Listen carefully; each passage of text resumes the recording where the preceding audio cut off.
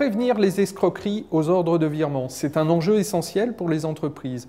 Avec nous pour en parler, Jean-Marc Souvira, policier, chef de l'Office central de la répression de la grande délinquance financière à la police judiciaire, et Willy Dubost, qui est directeur système et moyens de paiement à la Fédération bancaire française.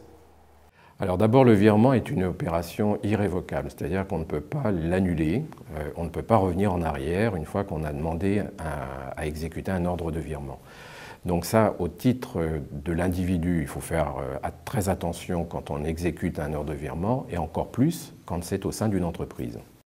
Alors c'est une escroquerie qui est fondée sur la technique de l'ingénierie sociale, c'est-à-dire que les escrocs vont récupérer de l'information concernant une entreprise et munis de cette information, ils vont, en se faisant passer par exemple pour le dirigeant de l'entreprise, téléphoner au directeur financier, à un comptable, à une personne qui est amenée à effectuer des paiements, à la conduire à effectuer un paiement vers un pays essentiellement hors de l'Union européenne. C'est un phénomène qui est pour nous préoccupant et extrêmement important puisqu'on a plusieurs centaines de procédures en cours au sein de la police judiciaire et surtout le préjudice est très conséquent puisqu'on est à plus de 250 millions d'euros qui ont quitté les caisses d'entreprises françaises, donc avec tout le préjudice humain et financier que cela suppose, vers des structures criminelles.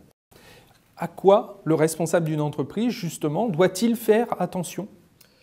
Il doit tout mettre en œuvre pour que les délégations de signature soient très précises. Il doit bâtir une organisation très sérieuse autour de qui peut faire quoi à quel moment sur une exécution d'ordre de virement.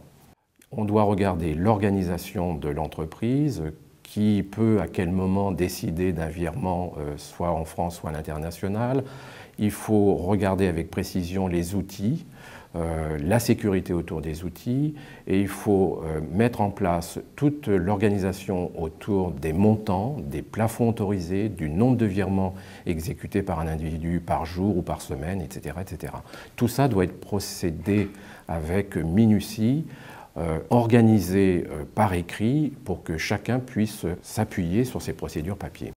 Alors aussi, ce qu'il faut vraiment avoir présent à l'esprit, c'est que les escrocs ne sont pas prisonniers des schémas. Ce ne sont pas des amateurs, c'est une vraie criminalité organisée qui a dans sa ligne de mire la trésorerie des entreprises françaises. La meilleure des parades, c'est le bon sens.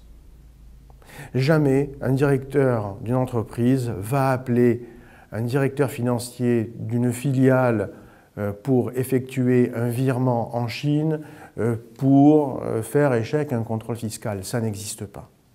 Donc déjà, il y a le bon sens. Ensuite, au sein de l'entreprise, il doit y avoir une prise de conscience d'attaque imminente, à venir et constante. Ça veut dire que l'entreprise doit non seulement se prémunir des intrusions, etc., de la fraude ou des fraudes ou des intrusions physiques, ce qu'elle fait, mais son point de faiblesse, c'est justement son système financier.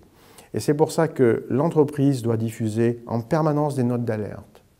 Je suis une entreprise, si malgré toute l'attention portée, je vois qu'il y a eu une fraude dans l'ordre de virement, qu'est-ce qu'il faut que je fasse ? Alors je peux vous inviter et vous conseiller surtout à aller voir votre banquier le plus rapidement possible, voir son banquier pour voir ce qu'il est possible de faire en cas de relation de banque à banque, et puis essayer de réduire au maximum ce temps de réaction qui est important, parce que bien souvent, tout temps enclenché qui dure un peu va permettre d'exécuter jusqu'à la fin de la chaîne ce virement et donc d'avoir une impossibilité de récupérer les fonds. Merci Willy Dubost. Merci.